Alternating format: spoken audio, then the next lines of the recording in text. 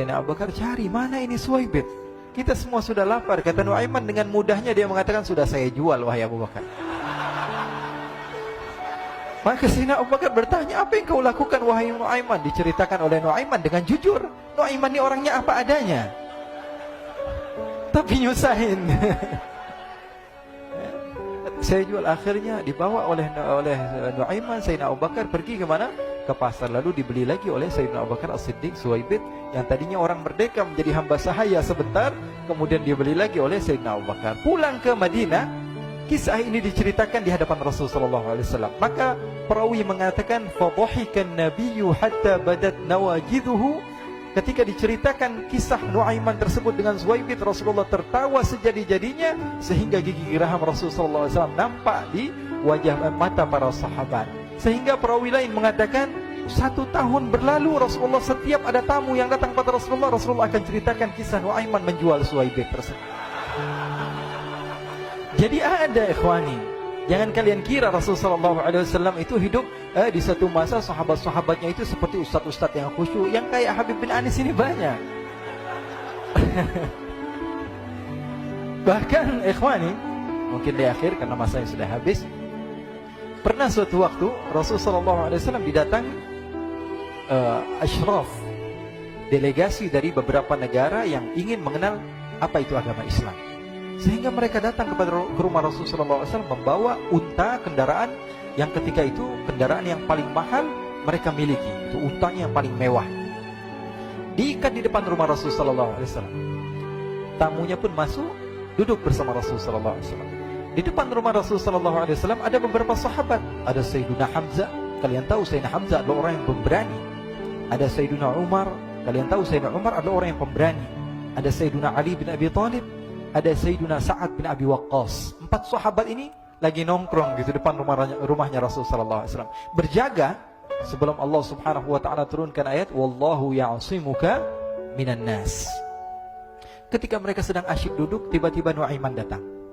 Ini Nuaiman kalau datang pasti bikin sesuatu yang aneh. Bahkan dikatakan tidaklah Rasulullah SAW dalam keadaan bersedih, kecuali Nuaiman datang Rasulullah akan tersenyum. Jadi sebagian sahabat itu senang kalau sudah Nuaiman datang, pasti Rasulullah bahagia.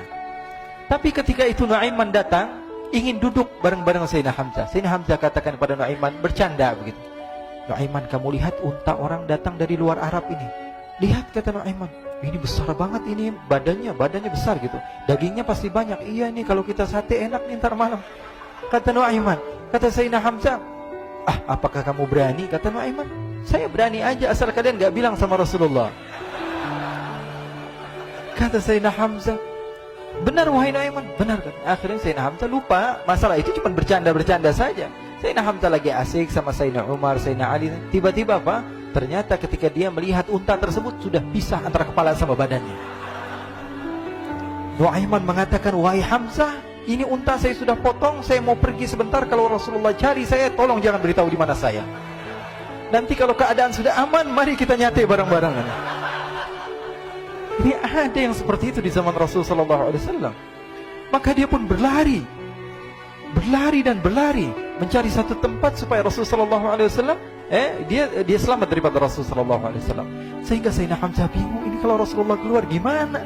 Ada Hamzah Asadullah, ada Ali bin Abi Thalib, ada Umar, gak bisa jaga kendaraannya tamunya Rasulullah SAW. Akhirnya benar apa yang terjadi, ikhwani. Rasulullah SAW tamunya mau pulang. Ketika dia buka pintu, tamu melihat apa? Untanya sudah begitu. Mereka teriak, wa naqatah, unta kami wahai Muhammad. Baru mau kenal Islam, unta kami, kendaraan kami sudah dibuang. Rasulullah SAW lihat Sayyidina Hamzah, lihat Sayyidina Ali. Mereka gak bisa ngomong, mereka hanya bilang apa? Nuaiman ya Rasulullah. Rasulullah perintahkan Sayyidina Umar, wahai Umar, sekarang kamu ambil uang, kemudian kamu gantikan, kemudian kamu berikan 2 kali lipat daripada harta unta ini, sehingga apa? Agama Islam tidak didengar dengan sesuatu yang tidak baik di luar sana. Akhirnya diberikan harta, diberikan unta yang baru dan diberikan harta yang lebih untuk orang tersebut, sehingga orang tersebut tidak menjelek-jelekan agama Islam. Kata Rasulullah SAW, dan sekarang waktunya kita balas dendam sama Nuaiman. Nuaiman ternyata berlari tempat yang jauh sampai hampir keluar dari kota Madinah.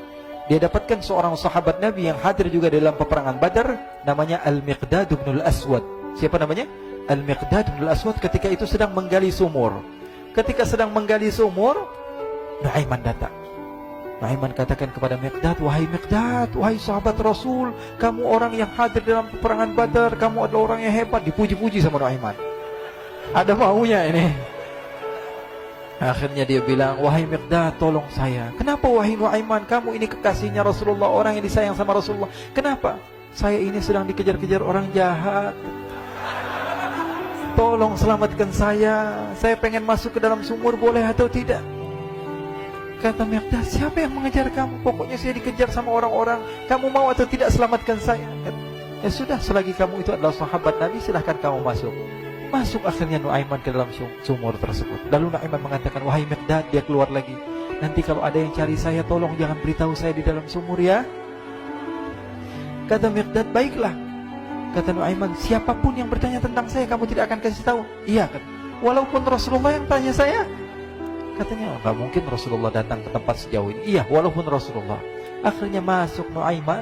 Setelah beberapa menit Rasulullah dan rombongan benar datang.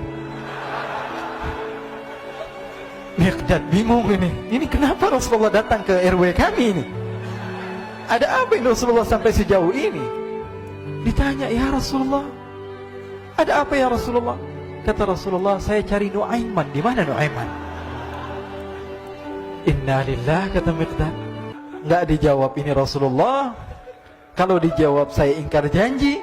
Akhirnya apa dia katakan? Wahai Rasulullah, mata saya tidak memandang kepada Nuaiman, tapi tangannya nunjuk ke dalam sumur. Sahabat.